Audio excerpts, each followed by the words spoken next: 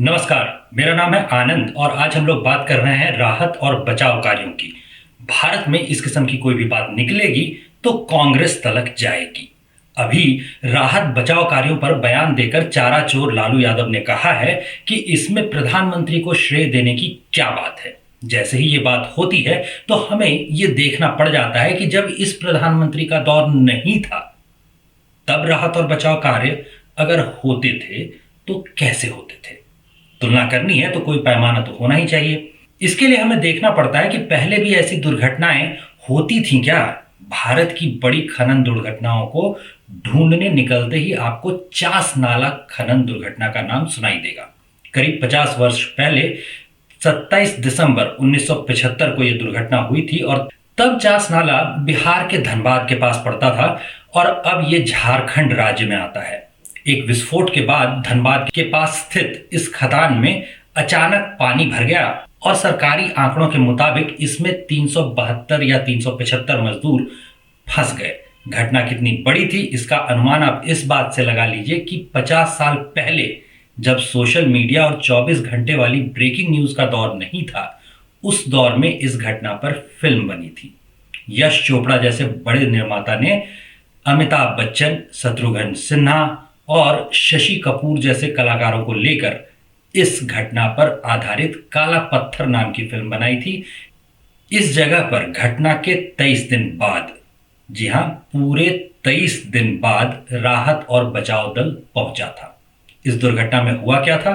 करीब 1:30 बजे दोपहर को एक विस्फोट हुआ जिससे मूल खदान और उसके पास ही एक खाली हो चुके छोड़ दिए गए खदान में जो दीवार थी उनके बीच की वो कमजोर हो गई।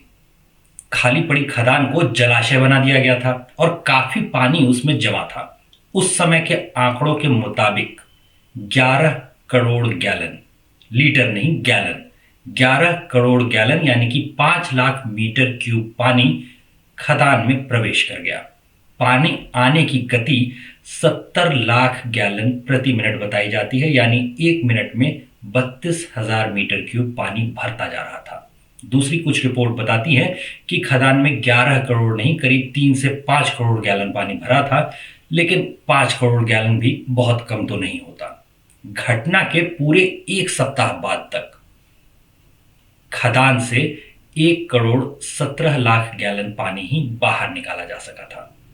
1 सप्ताह में भी इतना ही पानी क्यों निकला? क्योंकि खनन के लिए विख्यात झारखंड के उस इलाके में जहां टाटा की स्टील फैक्ट्री से लेकर कोयले की कई खदानें ही नहीं, अबरक जैसी चीजों की खदानें भी हैं, वहां कोई हाई प्रेशर पंप नहीं था। इस खदान से पानी निकालकर मजदूरों को बचाने की कोशिश की जा सके, इसके लिए पोलैंड और उस दौर के सोवियत संघ यानी कि अभी जिसे हम रूस कहते हैं, वहां से बाद में पंप मंगवाए गए। रेस्क्यू की टीम जो घटना के 23 दिन बाद पहुंची, उसने पहला शव घटना के 26 दिनों बाद बरामद किया। जाहिर है 26 दिनों बाद शव तो पहचानने लायक बचे नहीं थे, इसलिए शवों की पहचान उनके लैंप हेलमेट पर लिखे हुए नंबर से की गई। उस दौर के लिए भी 372 या 375 श्रमिकों की खदान में मृत्यु हो जाना एक बड़ी घटना तो थी ही। इसलिए इस घटना पर भी जांच कमीशन बैठी।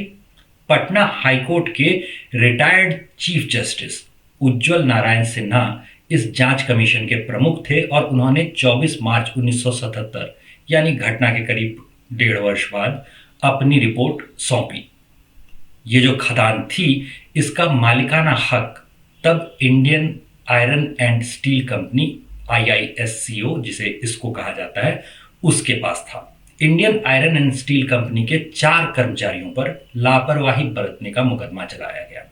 अगर आप सोच रहे हैं कि इतनी पुरानी घटना की बात अभी क्यों की जा रही है, तो बता दें कि ये मुकदमा निचली अदालतों में 37 वर्ष चला था, यानी इस मुकदमे का फैसला आए हुए अभी बहुत साल नहीं बीते हैं। लापरवाही क्या की गई थी? धमाके को पहले खदान में जमा गैस के निकलने का नतीजा बताया गया था, लेकिन यह पता चला कि खान में हवा के आने जाने की, वेंटिलेशन की इतनी व्यवस्था थी कि खदान से निकली गैस से विस्फोट संभव नहीं था। दूसरी चीज थी कि पानी भरे हुए जिस खदान को छोड़ दिया गया था उसमें और जिस खदान में काम चल रहा था, उन दोनों खदानों के बीच की दूरी ये तय होता है। तो ये दो चीजें थी जो असंगत थी। इंडियन माइंस एक्ट के मुताबिक दो खदानों के बीच कम से कम 60 मीटर यानी लगभग 200 फीट की दूरी होनी चाहिए। कोयला खदानों के मालिक अक्सर ऐसे नियम भूल जाते हैं। अब क्या है कि इस नियम को मानने का मतलब होगा कि लाखों टन बहुमूल्य कोयला छोड़ दिया जाए। चास नाले के मामले में माना जाता है कि ये दो खदानों की दूरी 60 मीटर से भी कम थी। सीआरएमएस ने चास नाला में ही जांच की थी और पाया था कि इससे कम दूरी घातक हो सकती है। घटना के 37 वर्ष बाद जब first class judicial magistrate Yogesh Kumar Singh ने मामले का फैसला सुनाया, तब तक अभियुक्तों में से दो की मृत्यु हो चुकी थी। जेएन ओहरी और एसके बनर्जी की मौत के बाद सजा पाने के लिए सिर्फ तब के मैनेजर रामानुज भट्टाचार्य और प्लानिंग एंड सिक्योरिटी ऑफिसर दीपक सरकार बचे हुए थे। चास नाला के 375 श्रमिकों की मौत के मामले में इन दोनों को एक एक वर्ष की सश्रम कारावास की और 5,000 रुपए के जुर्माने की सजा हुई। कितनी बड़ी सजा। इसके बाद इन्हें बेल पर छोड़ दिया गया।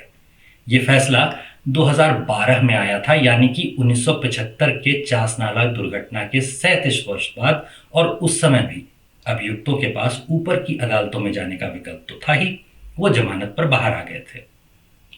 इन श्रमिकों की याद में एक स्मारक खान के बाहर ही बनवाया गया था, जिसे 1997 में एक पार्क में शिफ्ट कर दिया गया। आप चाहें तो 23 दिन बाद रेस्क्यू टीम के पहुंचने से अभी के सिलक्यारा सुरंग दुर्घटना में राहत बचाव कार्यों की तुलना कर सकते हैं। लेकिन चास नाला सिर्फ कानूनों के उल्लंघन का मामला नहीं था।